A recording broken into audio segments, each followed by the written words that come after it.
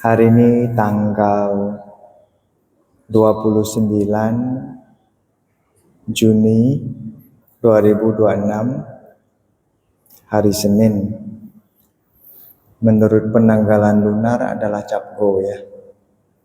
Bulannya terang malam ini ya. Nanti pulang lihat bulan ya. Kalau tidak ada awan, tidak mendung ya mungkin bisa lihat bulannya dengan terang ya. Kita lihat bulannya di sana ada. Malam ini cerita saja. Ya, karena bulan purnama ya sudah cerita tentang sebuah cerita namanya Gerbang Pinus. Pinus tahu? Pinus itu sejenis pohon yang kuat, tinggi ya, pohon pinus. Lalu di zaman dahulu ada suatu perguruan silat. Perguruan silat yang dia punya gerbang, tapi dia bikinnya pakai kayu pinus. Makanya gerbang ini disebut gerbang pinus. Katanya ini gerbang ajaib katanya. Nggak sembarang orang bisa masuk ya.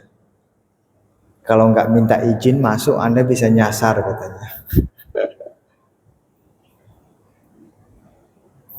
Dan di dalam perguruan silat ini ada gurunya yang hebat ya. Bijaksana juga hebat dalam persilatan. Dan dia ada beberapa murid ya. Dan di antara murid-muridnya itu ada satu murid yang sangat bagus ya, hebat. Dan gurunya ini mengajar langsung murid tersebut.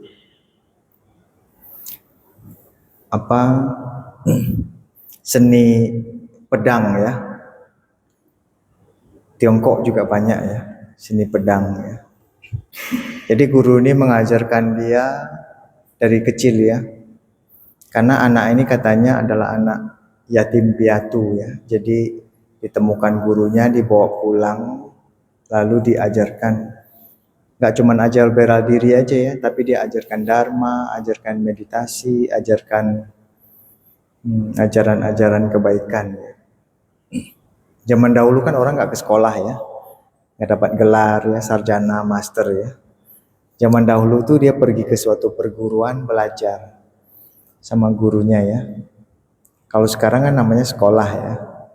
Ini boleh lah ya sebut sekolah juga ya. Gurunya kasih makan, kasih pelajaran ya.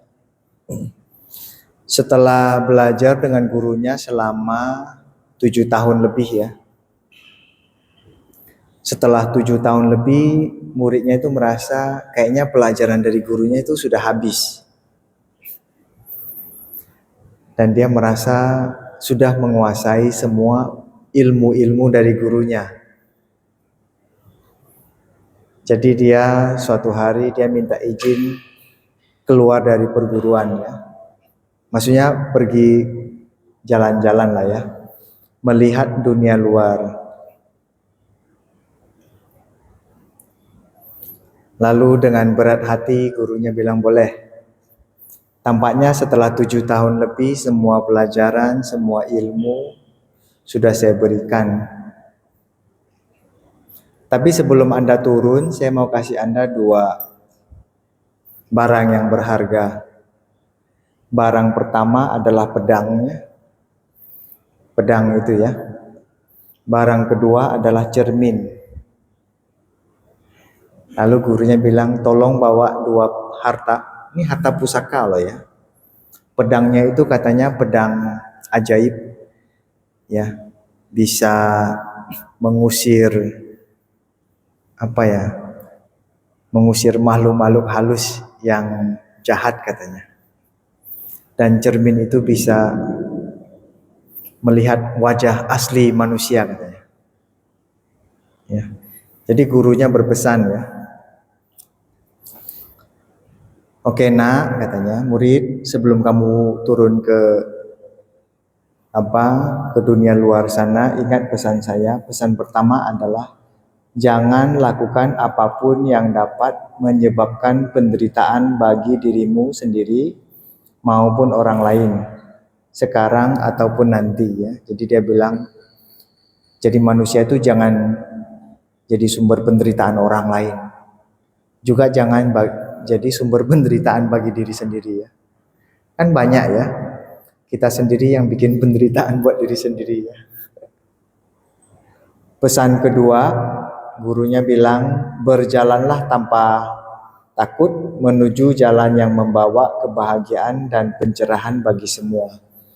Jadi babarkan dharma katanya istilahnya. Babarkan dharma biar orang mengerti ajaran kebaikan, cinta kasih ya. Dan jangan takut, karena kadang-kadang orang yang berbuat baik itu suka difitnah ya. Atau orang yang berbuat kebaikan itu suka dituduh yang aneh-aneh ya. Karena orang lain itu iri hati ya. Jadi pesan gurunya jelas ya. Pesan berikutnya gurunya bilang selalu ingat untuk membedakan mana yang membawa kebahagiaan dan mana yang membawa penderitaan. Artinya ucapan dan perbuatan apa dan pikiran seperti apa yang membawa kebahagiaan dan penderitaan. Ya. Mana yang membebaskan dan mana yang menyesatkan. Jangan memberi nasihat yang membuat orang lain sesat ya.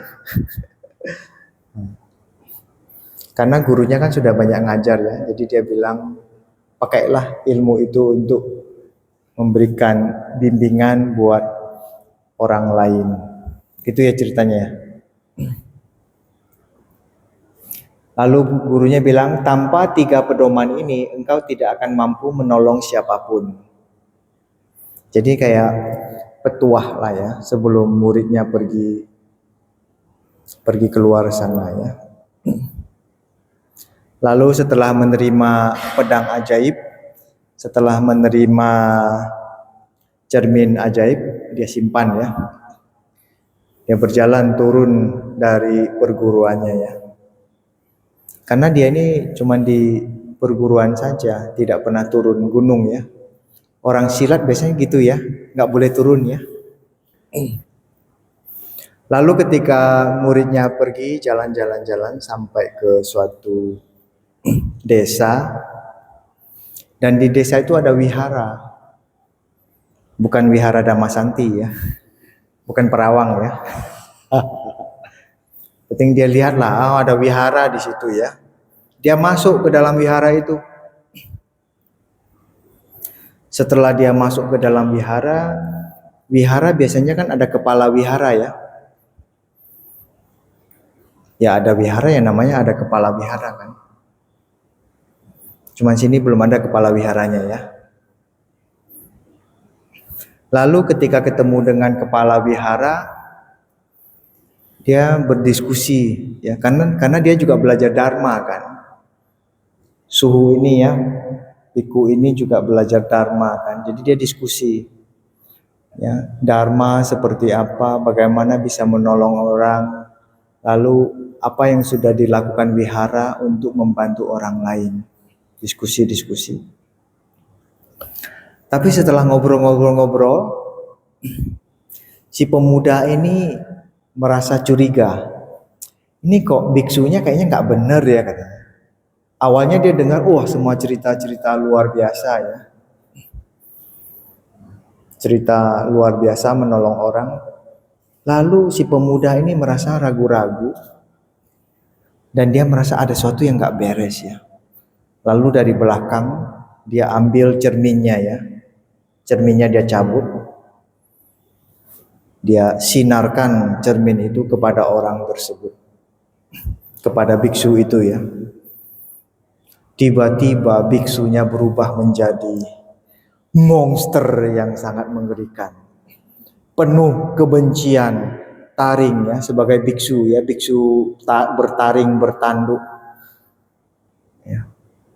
Kadang-kadang kan berjubah dan gundul ya, tapi isi hatinya kan nggak tahu ya. Penuh kebencian, penuh tipu muslihat ya.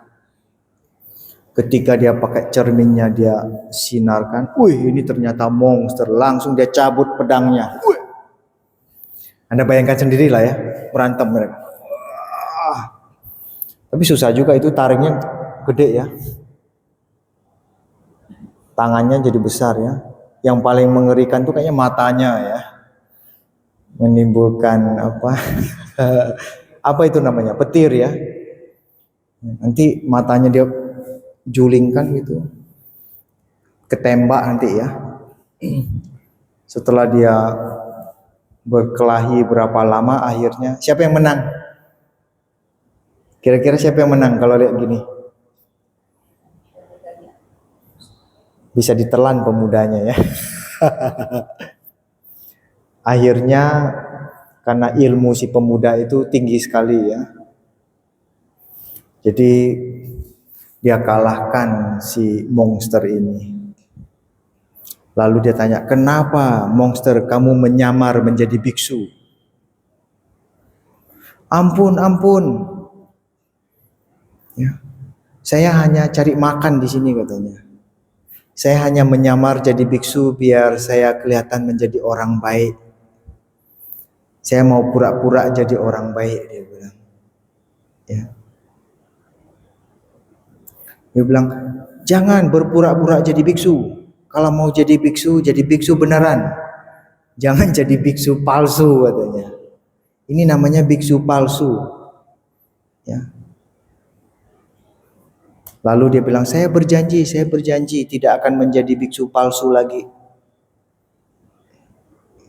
Diusir dia pergi ya. Jadi dia merasa, wah, anak muda ini merasa saya mulai melakukan apa ya? Pembela kebenaran. Pahlawan pembela kebenaran. Dia juga merasa apa ya, menolong wihara tersebut ya. Lalu wiharanya memilih kepala wihara yang baru ya, dan wiharanya kembali menjadi damai ya. Pantesan semua orang bingung ya, ini kok biksu kepalanya jadi aneh gitu kan. Ditolong sama dia ya. Setelah selesai dari wihara ini dia pergi lagi berjalan jauh sekali berhari-hari. Tibalah dia di suatu desa. Zaman itu desa-desa itu ada gubernur-gubernurnya ya. Dan dia lihat desa ini berkembang bagus. Berarti gubernurnya bekerja dengan benar kan? Bekerja dengan baik ya. Menata desanya dengan baik ya, daerah itu dengan baik. Lalu dia tanya-tanya, siapa nih? Apa pemimpin dari desa ini? Ya. Dia bertemulah pemimpin desa tersebut. Dia bilang, wah, mohon tanya bagaimana Anda mengatur desa ini bisa menjadi bagus, rapi, desanya berkembang, rakyatnya makmur gitu. Ya ceritalah, dia bilang, saya juga mau belajar. Saya bertahun-tahun hanya di perguruan silat, tidak belajar ilmu-ilmu bagaimana apa ya menata apa ya tata kota dan memimpin ya, dia belajar. Jadi dia berbagi bagaimana cara memimpin, bagaimana cara mensejahterakan rakyat. Setelah bercerita-cerita lama, mulai dia kayaknya ini gubernurnya kayak kurang beres, dia bilang. Apa karena itu perasaan saya doang? Apakah karena perasaan aja? Perasaan bisa sering salah kan? Untuk membuktikan perasaannya benar atau tidak, dia cabut. Apa yang dia cabut? Cermin ajaibnya ya. Dia cabut cermin ajaibnya, pelan-pelan dia taruh di bawah, dia sinarkan kepada gubernur itu. Jadi apa itu? Tiba-tiba gubernurnya berubah menjadi babi yang mengerikan. Udah ketahuan jadi babi, dia cepat-cepat kabur. Kabur keluar ke pintu depan. Dikejar sama dia. Lalu para menteri-menterinya kaget kan. Dia bilang, pinggir semuanya, pinggir, pinggir. Ini siluman katanya ya. Ini siluman babi, pemalas dan tamak katanya ya. Makan aja, menggerok duit warga. Berantemlah dia ya sama siluman babi ini. Ngeri juga ya. Cakar sekali langsung mati kali ya. Kalau Anda berkelahi sama siluman babi ini gimana? Cakar habis kali ya. Berantemlah mereka ya, bayangkan sendiri ya. Loncat ke kiri, ke kanan ya. Merusak gedungnya sedikit. Akhirnya siluman babi ini berhasil dikalahkan.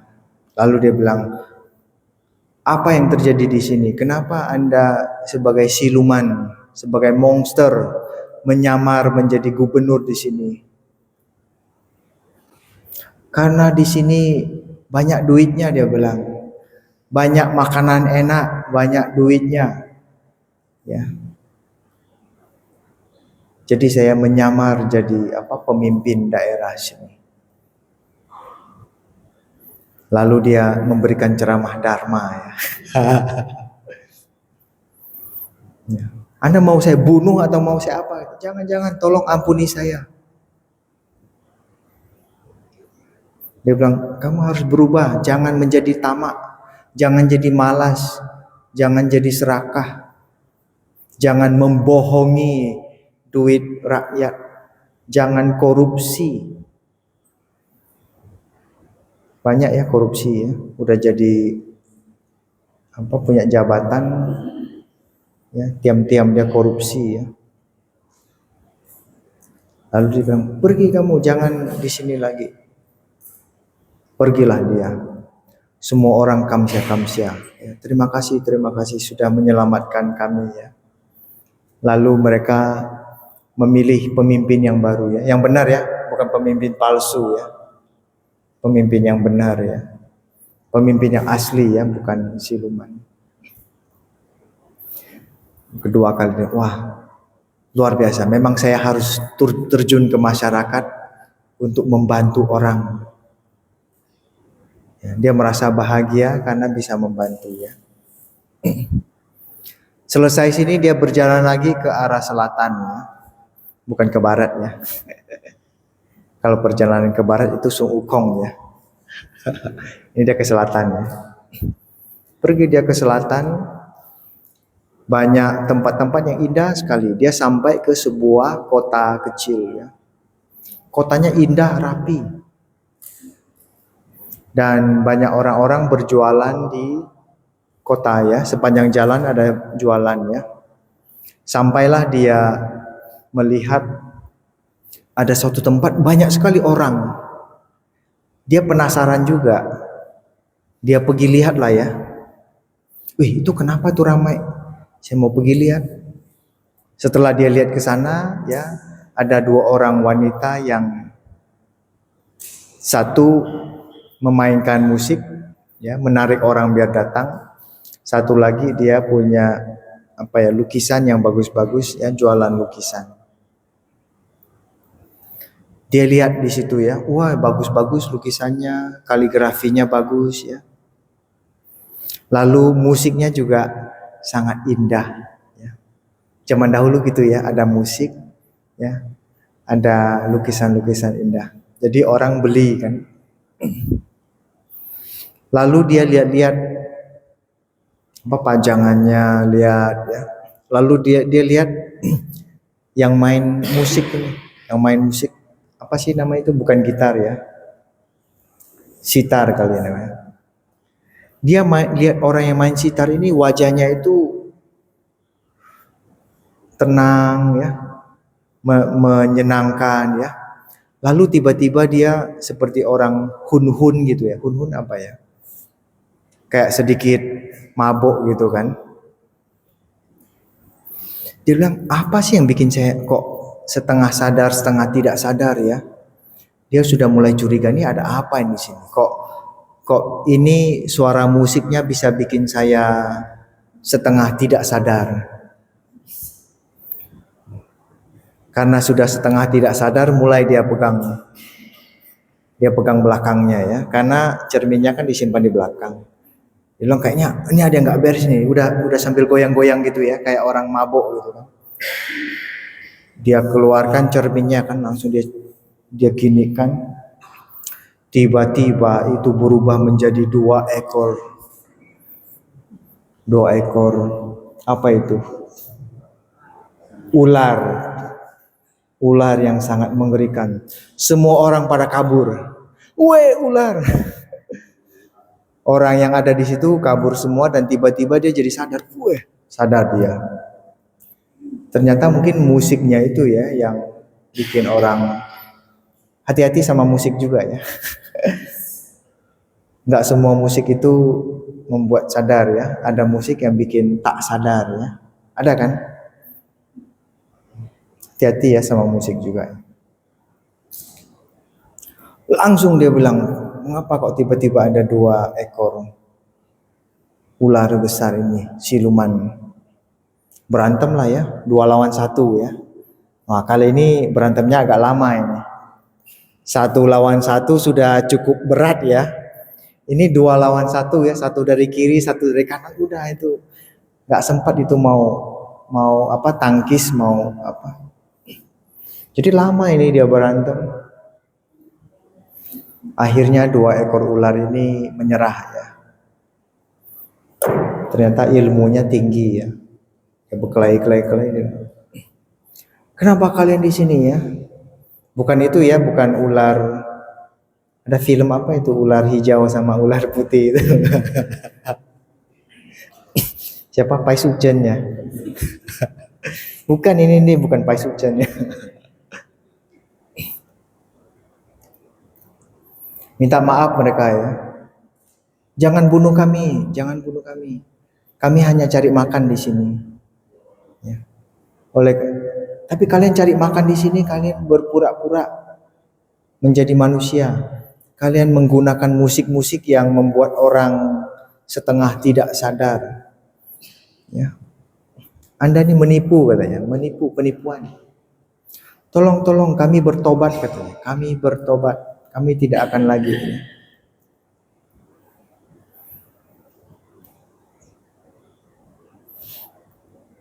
Akhirnya mereka pergi. Desa itu menjadi damai lagi ya. Lalu berbagai perjalanan, berbagai pengalaman ya. Berkat cermin dan apa itu? Pedangnya ya. Lalu setelah melalui perjalanan panjang, setelah beberapa tahun, dia mulai merasa lelah. Kenapa dunia ini banyak sekali ketidakadilan? Kenapa dunia ini banyak penipunya? Kenapa sifat manusia itu mengambil keuntungan, serakah, ya? Kenapa begitu banyak sifat-sifat tidak baik manusia? Jadi dia berpikir, apakah yang saya lakukan ini benar atau tidak? Apakah ini saya sedang menolong dunia atau saya bikin dunia ini tambah kacau? Dia mulai berpikir ya. Mulai meditasi dia. Itu dia meditasi melihat matahari terbenam ya. Dia mulai merenungkan, mulai meditasi ya. Dia mulai ingat gurunya ya. Guru saya memberikan banyak pelajaran ya. Setelah bertahun-tahun di luar, saya mulai kangen sama guru saya. Dan dia mulai meragukan apa yang dia lakukan ini bermanfaat atau tidak bermanfaat. Dan dia mulai tidak menggunakan cerminnya lagi ya. Cerminnya itu dia simpan aja di belakang. Dia nggak mau ambil lagi.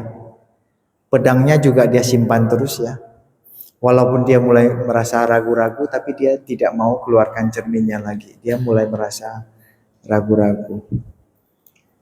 Lalu dia pergi Lang-lang buana ke mana-mana, akhirnya dia merasa lelah. Dia bilang, sudahlah aku mau pulang kampung saja. Ya sudah, saya mau pulang kampung, dia bilang. Pulanglah dia ya. Dia tekadkan, saya mau pulang ketemu guru saya, karena hati saya bimbang, hati saya tidak begitu yakin sekarang. Saya mau kembali bertanya kepada suhu saya di gunung ya. Pulanglah dia.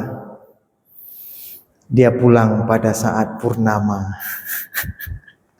Yaitu malam ini ya, tanggal 29 bulan Juni 2026. Ketika dia sampai ke perguruannya, ke pintu gerbang Pinus ini, tengah malam kan gak ada orang ya. Lalu dia coba masuk ke pintu gerbang ini, dia coba masuk. Ketika dia sampai di pintu gerbang, dia didorong keluar lagi. Ada suatu energi yang besar mendorong dia keluar. Bung, lempar dia jauh-jauh. Gulung. Padahal dia punya ilmu hebat itu. Tapi kok ada sesuatu yang mendorong dia sampai jatuh. Dia bilang, apa yang terjadi? Gak mungkin ini. Ini pasti salah ini. Dia coba lagi ya, lari, dia loncat. Masuk lagi ke pintu itu, bung, dilempar keluar lagi. Kedua kali, ketiga kali, keempat kali, kelima kali. Dia bilang ini ada sesuatu yang gak beres.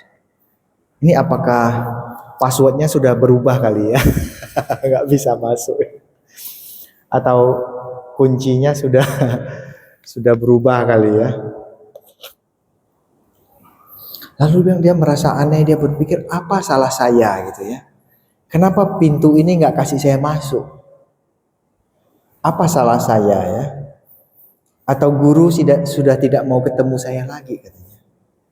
Apakah guru sudah tidak mau ketemu saya lagi? Dia berpikir keras. Tapi dia tidak mau menyerah ya. Jadi dia tunggu di situ, dia tunggu mungkin sampai ada orang keluar ya. Dia tunggu lama sampai pagi-pagi subuh. Ada orang tiba-tiba muncul di gerbang. Datanglah seseorang ini ya. Dari jauh dia kelihatan, kayaknya ini saya kenal nih orang itu ya. Cepat-cepat dia pergi lihat. Ternyata si orang itu adalah adik seperguruannya dia. Lalu adik perguruannya cepat-cepat lari, kakak, akhirnya kau sudah pulang. Dia berpelukan. Kakak, saya kangen sekali sama kakak. Kakak kemana aja? Sesiong katanya, sesiong. Dia berpelukan. Ya, seti katanya. Sesiong sudah pulang. Pagi-pagi kamu mau kemana? Oh, ini tugas saya tiap pagi. Saya harus pergi ambil air. Pergi ke sungai ambil air. Lalu kakak sesiongnya cerita, tadi saya mau masuk pintu itu, tak bisa masuk. Saya masuk terpelanting saya berkali-kali. Dia bilang, tenang sesiong, ada saya. Saya akan bawa sesiong masuk ke dalam. Pasti saya jamin bisa. Lalu sesiongnya hatinya tenang ya. Oke, baik. Yuk kita masuk. Nanti kita pergi ambil air dulu. Suhu kita suruh saya ambil air. Saya pergi ambil air dulu, nanti habis ambil air kita sama-sama pulang. Pergilah mereka berdua. Oke lah, baik. Yuk kita sama-sama pergi ke sungai ambil air.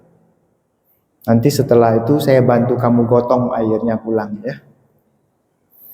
Kakak beradik berjalan turun gunung ke sungai ambil air. Ceritalah ya. Dia tanya, sesiong, kamu kemana aja bertahun-tahun? Apa aja pengalamanmu ya? Dia mulai cerita ya, pernah ketemu siluman, dia hajar itu siluman. Dia pernah ketemu kepala wihara, dia pernah ketemu wanita cantik berubah menjadi ular besar. Dia cerita semua itu. Tapi kegalauannya dia nggak cerita. Dia cuma cerita yang bagus-bagusnya aja. Sampailah mereka di sungai ya, kali yang kecil ya untuk menceduk air. Ketika mereka sama-sama mau mengambil air, tiba-tiba si adik seperguruannya bilang, Sesiong, saya ingat dulu subuh ada kasih 2 harta karun. Katanya satu harta karun itu pedang pusaka. Satu lagi adalah cermin ajaib. Sesiong, saya mau lihat dong cermin ajaibnya, saya mau lihat dong, coba, saya mau lihat. Lagi mau ambil air itu kan. Cermin ajaibnya itu tersimpan di belakang, gak berani dia keluarkan. Dan cerminnya juga mungkin sudah agak kabur-kabur gitu ya, karena lama gak dipakai lagi. Tapi karena adik seperguruan mau lihat kan, ya sudah dia keluarkan. Dia keluarkan cermin itu. Cermin itu memantulkan, kalau airnya kan tenang kan. Ketika keluarkan cerminnya, tiba-tiba adik seperguruannya shock, berteriak.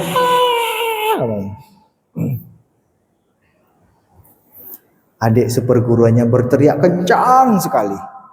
Kaget. Apa yang terjadi? Kakak seperguruannya menjadi monster. Sesiong, apa terjadi padamu? Kenapa kamu menjadi monster?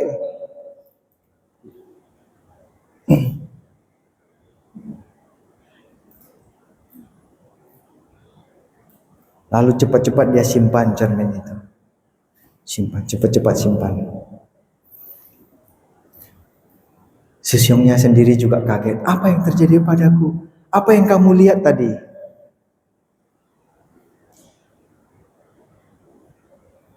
Terkaget-kaget mereka berdua.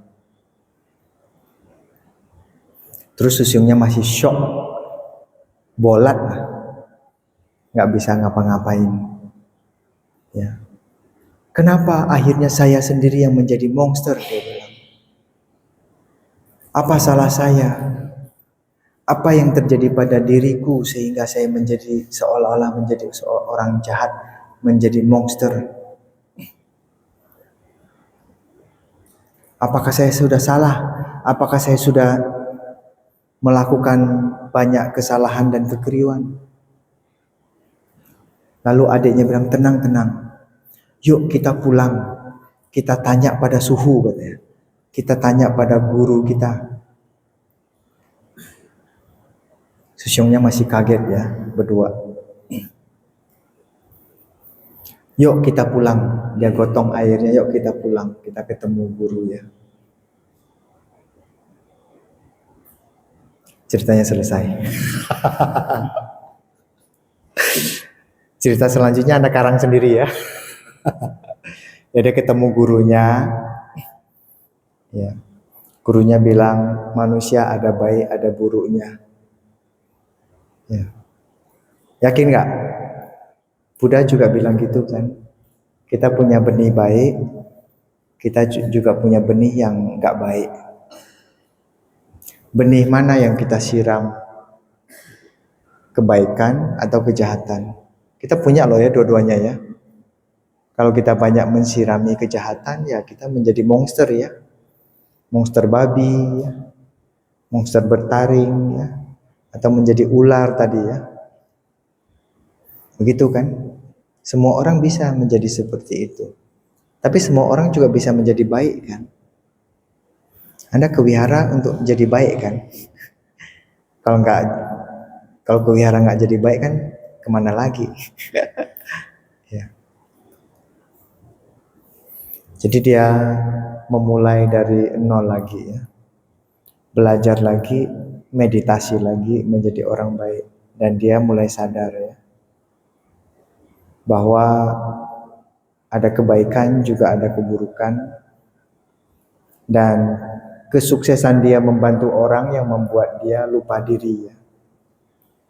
Sukses dia kan di awal kan, wih saya sudah hebat, saya pahlawan pembela kebenaran. Oke, ini beberapa pesan penting saja lah ya buat Anda ya. Pesannya adalah yang pertama, musuh terbesar adalah diri kita sendiri yang tidak pernah kita kenali ya. Jadi dia merasa dia pahlawan. Orang lain adalah monster, orang lain adalah jahat. Tapi secara tidak sadar dia membuat kejahatan dalam dirinya juga tumbuh menjadi besar. Itu yang artinya harus sering-sering lihat diri sendiri. Jangan sibuk kritik orang lain ya. Kita nih, itu nggak benar ya, kritik terus ya. Lihat diri sendiri. Ya, musuh ini kejahatan ya, kejahatan di dalam diri itu selalu ada loh ya. Kalau nggak hati-hati dia jadi besar. Makanya setiap kali meditasi itu kita ke dalam untuk melihat. Ya. Yang kedua, niat baik saja tidak cukup ya. Tapi niat baik sudah bagus kan, tapi nggak cukup. Ego dapat bersembunyi di balik perbuatan baik ya. Kita berbuat baik tapi ego. Ya. Ego ini macam-macam ya, keserakahan ya, cari makan ya, keserakahan, kebencian, penipuan ya, banyak di balik itu. Jadi niat kita harus lebih tulus ya. Membantu wihara ya kita tulus. Biar umat bisa datang berubah mendengarkan dharma, biar umat punya kesempatan untuk latihan liamkeng, baca parita, baca mantra. Alat latihan spiritual harus diarahkan ke dalam diri, bukan hanya kepada orang lain. Ini mau cerita cerminnya itu loh. Memang benar cermin ini luar biasa. Cerminnya. Jadi dia sibuk, kamu orang jahat, kamu orang jahat. Jadi semua orang di dunia ini jadi orang jahat. Betul nggak? Benar, dunia ini banyak orang jahat, tapi dunia ini juga banyak orang baik. Di dalam orang jahat itu juga ada orang baik di dalamnya. Ya, jadi kalau kita pakai agama Buddha, pakai sila, pakai itu untuk menyatakan kamu malas, kamu nggak baik, itu apalah jadinya hidup kita ya. Jadi cerminnya itu jangan cuma dibuat orang lain, tapi buat lihat sendiri ya. Makanya mungkin setelah lama dia nggak mau pakai lagi ya. Mungkin dia juga udah merasa ya, takut ya kalau bisa cerminnya dia arahkan cerminnya kepada diri sendiri ya. Tapi waktu itu kan kecelakaan kan. Pas adiknya bilang minta dong lihat cerminnya, dia keluarkan cerminnya ya, kesinar kan. Kesinar apa pantulan cahaya di air. Berubah dia jadi monster juga. Ternyata di dalam pahlawan ada monster juga ya. Di dalam monster juga ada pahlawan berarti. Ya. Jadi dharma yang kita pelajari untuk sendiri ya, jangan buat menyerang orang lain. Keberhasilan tanpa refleksi diri perlahan mengeraskan hati ya. Hatinya jadi keras, hatinya jadi kaku ya. Jangan merasa sudah berhasil bikin acara apa ya, sombong jadinya kan.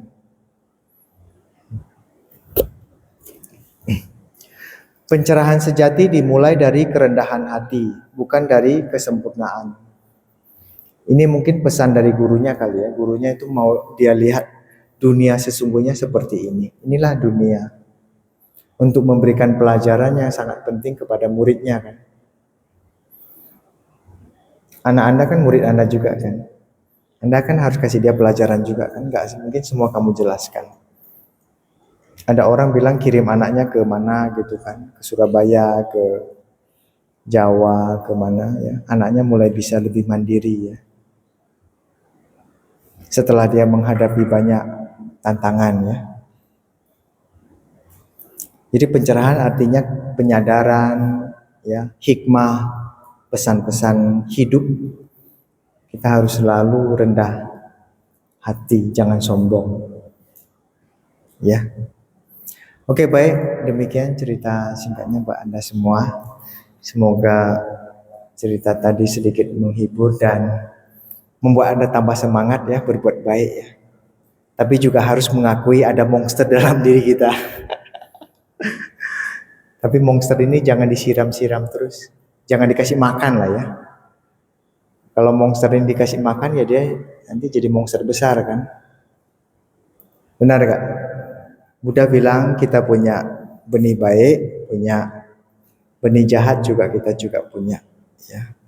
Kalau kita kasih makan benih-benih yang jahat, kita akan jadi monster, monster babi, ya, monster Dracula, ya, monster ular, ya, siluman, ya.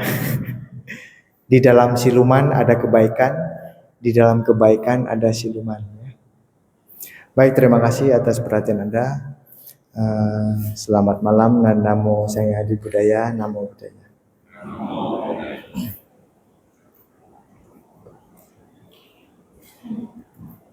Terima kasih Bante atas sharing-nya. Boleh open ini tanya jawab. Jawab boleh 1 atau 2 ya. Namo Buddhaya Bante. Mohon izin bertanya. Ini pertanyaannya kebetulan mirip sama cerita monster. Jadi gini Bante. Kalau kita orang Indonesia kan banyak segannya gitu. Gak mau menyakiti hati orang, jadi sehingga kita seringkali mengiya-iyakan orang gitu Bante. Enggak. Padahal di antara 10 enggak itu mungkin ada 5 enggak yang kita sebenarnya tidak setuju gitu. Jadi bagaimana biar 5 yang kita tidak setuju ini gak jadi penyakit untuk hati kita gitu Bante.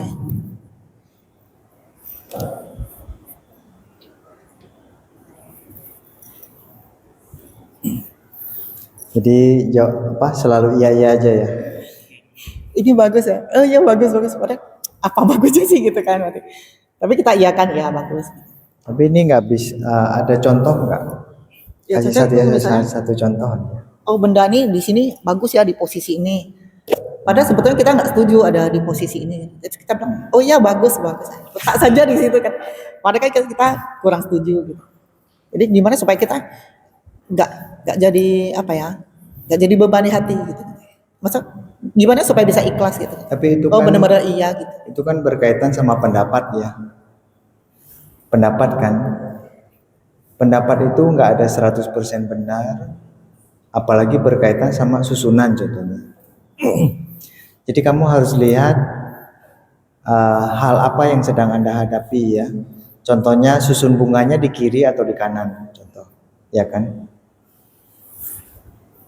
Kalau hati Anda indah, mata Anda indah, itu bunganya mau di kiri, di kanan, atau di tengah, atau nggak ada bunga, tetap cantik. Ya, betul nggak? Ini pertama ya. Nggak ada bunga juga tetap cantik kok. Ya.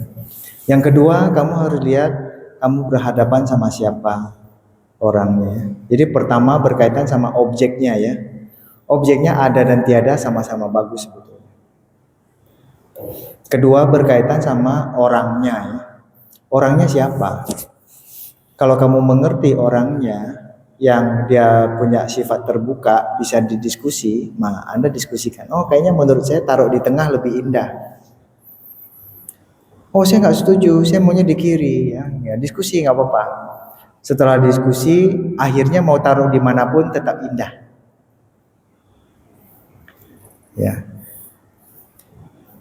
Ya, jadi ada orang yang terbuka bisa diskusi boleh.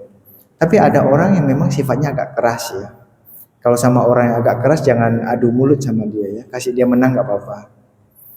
Karena apa? Pesan saya adalah bunganya taruh dimanapun indah.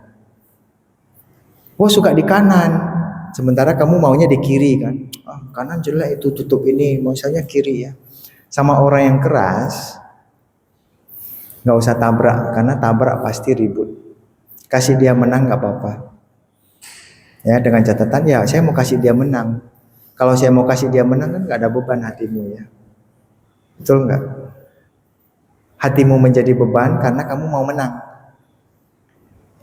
Lagi pula bikin altar indah bukan untuk urusan siapa menang dan kalah. Nah, seperti itu.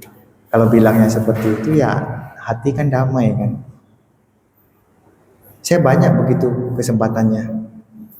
Ya, kalau kamu tanya saya jawab. Wah, menurut saya taruh di sebelah kiri lebih indah. Tapi kadang-kadang lucu ya, dia sudah tanya, saya sudah jawab kiri, tapi tetap aja dia taruh di kanan. Ngapain lu tanya gua lagi? Ya. Tapi saya nggak mau kecewa. Walaupun dia tanya, mungkin dia hanya ingin ada pendapat aja. Walaupun dia sudah ambil keputusan di kanan. Ya. Tapi kadang-kadang kalau saya tahu dia mau taruh di kanan, ya saya sukseskan aja. Oh, taruh aja di kanan. Bagus kan? Oh iya benar ya, kanan ini memang indah. Taruh deh di kanan. Gitu kan? Jadi kita ini boleh sedikit lebih fleksibel ya tergantung urusannya apa ya. Ya, jadi saya biasanya lihat urusannya apa, sama siapa orangnya, ya, sama waktunya kapan. Waktu yang cocok. Jadi topiknya apa, orangnya apa, sama waktu.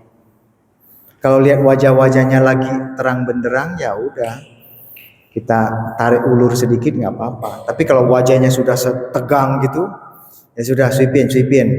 Lu mau taruh di tengah juga boleh. Lu mau taruh kiri indah, taruh di kanan indah. Dan kita juga jangan orang demikian biasanya kan punya pendapat yang keras ya, biarin nggak apa-apa. Ya. Jadi ini namanya mengalah untuk menang.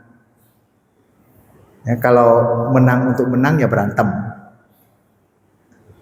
Ya, jadi mengalah untuk menang. Sering ngalah aja nggak apa-apa. Karena kalah dan menang itu nggak ada pialanya. Nggak ada kan? Lu menang taruh di kiri, berantem sama dia. Ya, lu kalah, ya dia tetap taruh di kanan, kita tetap hopeng, nggak apa-apa. Ya, jadi ada banyak urusan. Nah kalau urusan seperti ini ya sering-sering ngalah nggak apa-apa ya. Mengalah adalah bahagia. Tapi ada urusan-urusan lain ya, saya kadang-kadang juga perjuangkan. Mau tarik urat, ayo. Tapi jangan gara-gara taruh bunga ini tarik urat. Enggak ini bocuan itu namanya ya, enggak layak ya. Jadi kadang tergantung urusannya seperti apa, sama siapa ya, dan kapan. Kalau saya apa yang biasa saya perjuangkan ya? Sesuatu yang penting sekali. Ya, sesuatu yang penting. Contohnya habis makan siang saya biasanya istirahat. Nah itu saya perjuangkan. Udah habis siang saya nggak mau kemana-mana. Lu mau pergi, lu pergi aja nggak apa-apa. Tapi saya mau istirahat. Nah, saya perjuangkan. Walaupun kamu harus pergi, enggak. Saya bilang ini jam saya istirahat, saya mau istirahat saja. Habis makan siang contohnya ya. Nah ini saya perjuangkan biasanya. Saya mau istirahat aja. Ya. Contoh ya. Nah, seperti itu. Jadi kamu lihat sendiri apa yang kamu perjuangkan, apakah mau diperjuangkan, apakah bisa damai lewat mengalah. Manusia itu harus sering mengalah. Biar kasih dia menang gak apa-apa. Ketika dia happy, kamu bisa happy. Nah, kamu melaksanakan yang namanya mudita. Ya. Jangan karena dia happy, lalu kamu cemberut gitu kan. Nah, itu nggak pinter, itu bukan murid Buddha itu namanya. Ya, boleh ya. Jadi jangan merasa tertekan ya. Kasih dia menang. Sering-sering kasih dia menang, kamu bahagia kok. Boleh? Ya, terima kasih.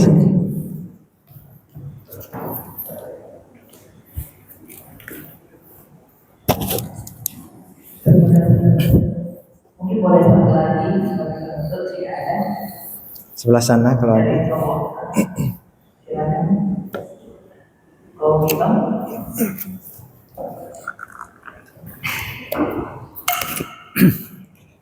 Nama budaya Bante. Mohon izin bertanya Bante. Pertanyaannya singkat. Di mana dan bagaimana mendapatkan cermin ajaib?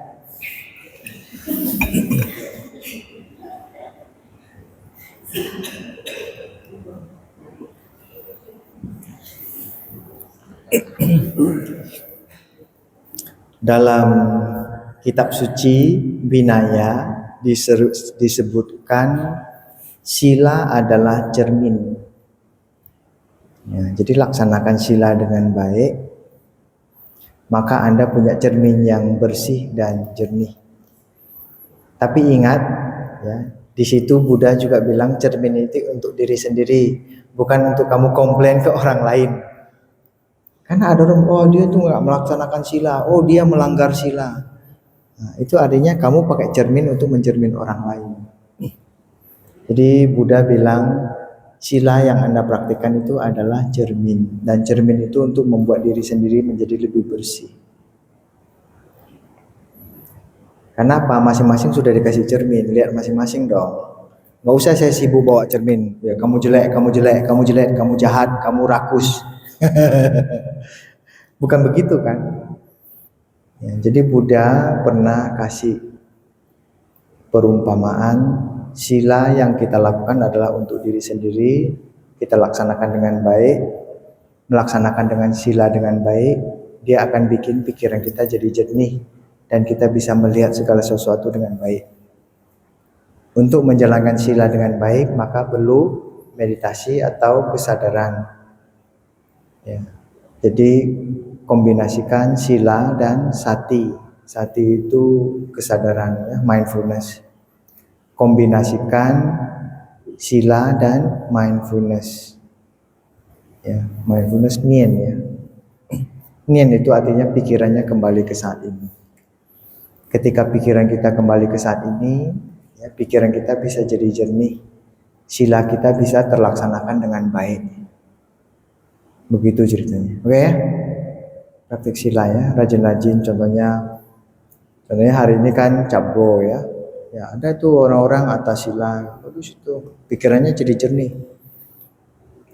Tapi pas awal-awal sih suka kotor juga. Kenapa? Contohnya dia atas sila gitu kan. Ya, takut dia nggak cukup makanannya ya. Jadi siangnya makannya itu double. Karena malam kan nggak makan ya. Jadi takut dia. Nah itu kan untuk menguji bahwa pikir apa sih yang ada di dalam pikirannya gitu. Ya, itu kan. Jadi sila itu bagus. Laksanakan sila dengan baik. Ya. Laksanakan Pancasila Buddhis. Ya, dibaca, dimengerti, diskusi. Bagaimana pelaksanaan sila menjadi lebih baik. Sila menjernihkan pikiran. Sila itu artinya bikin kita sejuk. Jadi orang yang menjalankan sila dengan baik bikin hatimu sejuk. Ya, kalau menjalankan sila hatinya panas, bukan silanya yang salah. Orang yang menjalankannya yang nggak beres kayaknya. Salah dia gitu kan. Ya. Mungkin banyak menghayal kali ya. Jadi hatinya jadi panas ya. Jadi melaksanakan sila membuat kita menjadi sejuk, membuat kita menjadi damai dan tenang. Lalu dikombinasikan dengan berkesadaran ya, meditasi. Meditasi dan sila itu bareng gitu. Nggak bisa sendirian-sendirian. Ya. Cerminnya sudah ada kan? Yang 5 itu loh, itu cermin bagus itu. Cermin bagus ada 5 poin itu ya. Ya, rajin-rajin dipoles. Sebulan 2 kali dipoles ya. Oke, terima kasih. Pertanyaan yang bagus.